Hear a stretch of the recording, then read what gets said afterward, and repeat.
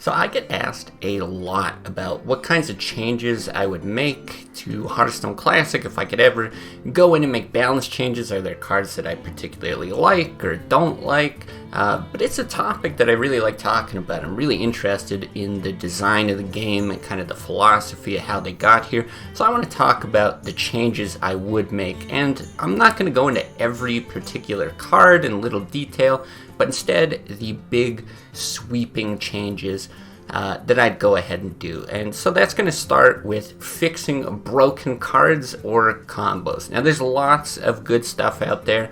I know people will say, Cairns, Sylvanas, Ragnaros, all extremely powerful cards, potentially auto-includes in some decks, but I do think those cards at least give Classic some sense of identity. Where I would actually start is here with Druid, in the Druid combo, right? Your Force of Nature into Savage Roar, 14 damage from hand. I think it's something that's got to go. And now they did address this down the road. They actually made Force of Nature spawn these treants without charge. I think you have to do something like that, because if you reduce the mana cost of Savage Roar and decrease its attack bonus as well, then you've got the chance of using multiple. If you increase the cost but increase the attack, you could potentially innervate it out. It's just really, really hard to have the two cards coexist. So I think the better change is to actually go ahead and change Force of Nature. Now there was some treant synergy down the road in later expansions, which is maybe why they were okay just having them as vanilla 2/2s. I think you could give them Taunt, something of that nature. Maybe the card is playable at that point, but really it's just about eliminating that combo. Second change that I would make is, I think unsurprising to most, Leroy Jenkins. And this is both for Miracle Rogue and for just the rest of the game. I think Leroy just enables too many combos from hand, particularly Miracle Rogue being able to double Shadow Step, do 18 or more damage. They increased his mana cost to 5 later on. I think you could introduce that change in Classic. It would go over just great. But it also brings up the question of Gadget Sand, right?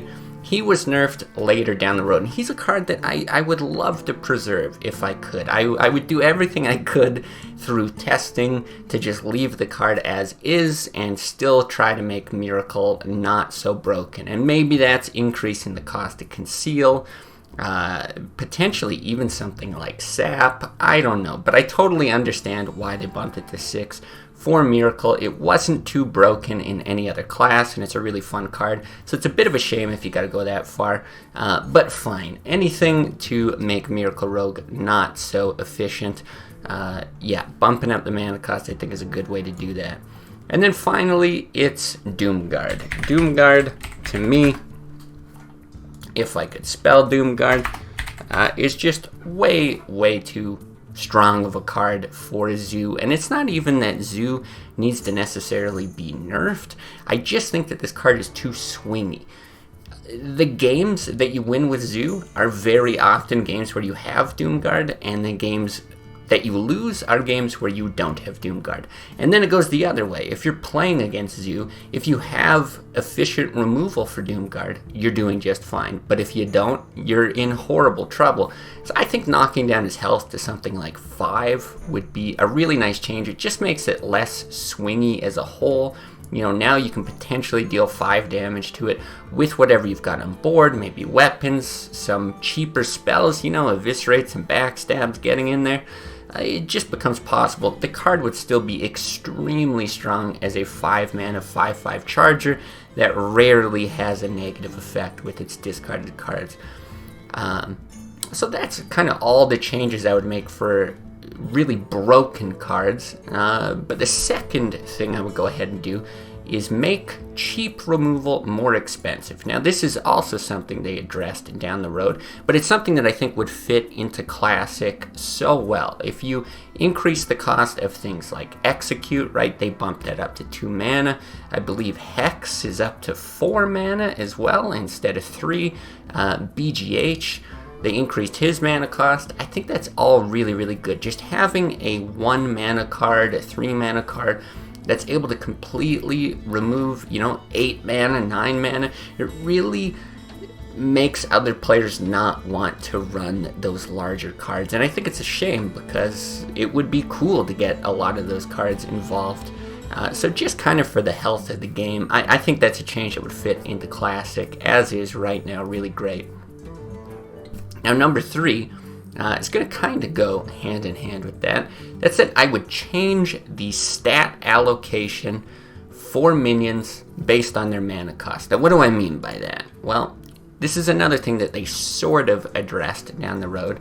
Let's look at a card like Abusive Sergeant. It is a 1 mana, 2/1 that has an additional effect, right? A battle cry. So you're saying for 1 mana, you can get 3 stat points. It's basically a 1/1 plus 1 extra allocated and some extra effect.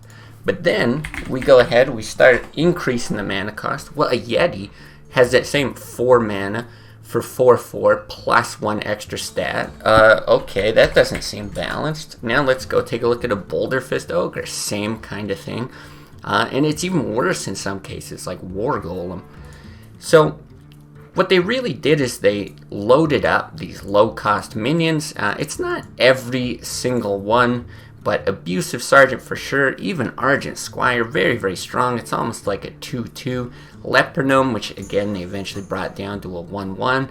I think you need to make those changes. I think you bring them right into Classic to remove the incentive to just play low-cost things. But what they didn't really address was, those high-cost minions. I want to see War Golem as a 7 mana, something big. You could make this a 9/9, and it's probably still not playable. Core Hound, same kind of distribution of stats. It's terrible. At 7 mana, especially with that cheap removal, even if you make it a little bit more expensive, a 2 mana Execute, it's just so easy to remove big things. But I think players should be rewarded for being able to play something big and not have it removed. And it should be difficult to get through all the big threats that they've gotten, right? If you've made it to 8, 9, 10 mana, that should be a reward. You should be able to play these big minions and not be scared that they're going to be killed for some super cheap spell. So lastly, the final 4th change I would make ties into that whole thing, and it's just to make unplayable cards playable. War Golem, again, I'll hammer on. Core Hound, these are great examples. Yes, if you increase the cost or the stats of them, they're going to be better. Maybe they become like slightly playable. But add some additional effects, Even if you gave War Golem Taunt, for example, a 7 mana 7/7, you can go ahead and look over here. You've got an 8 mana 8/8 Taunt, and that's pretty much never played. It's not really considered a good card. So having, a 7 mana 7/7 Taunt, maybe you got to make it even bigger. There's just a lot of stuff here that you don't ever see get played, and I think it's a shame. There's so many cards with cool ideas, especially searching through legendaries, where we just want to be able to play these cards, right? I want to be able to play Greenskin and Hogger and Illidan. I guess Greenskin sees some play, but there's so many of these cool cards. The Beast could be really cool. Gruul could be really cool. Just bump them up to make them playable. And they've only got to be playable in one deck. Fringe cases, that's all totally fine. I think a great example of card design is something like Blood Knight. It's very situational. You're only going to play it in decks where you're going to kind of aid it by giving it the Divine Shield that it could take, but you're also going to play it if you think that your opponents might be running something like an Argent Squire, Sunwalkers. You could get some benefit there. It's not played in that many lists, but you can find a spot for it. And that's all I want to see from these cards that don't get love. Lots of stuff from the core set, lots of legendaries, just to try to equalize the power levels a little bit more.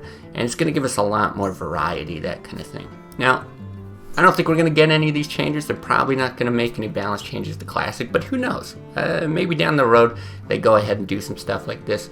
But at the very least, we should hopefully have expansions coming that'll mix things up a little bit more.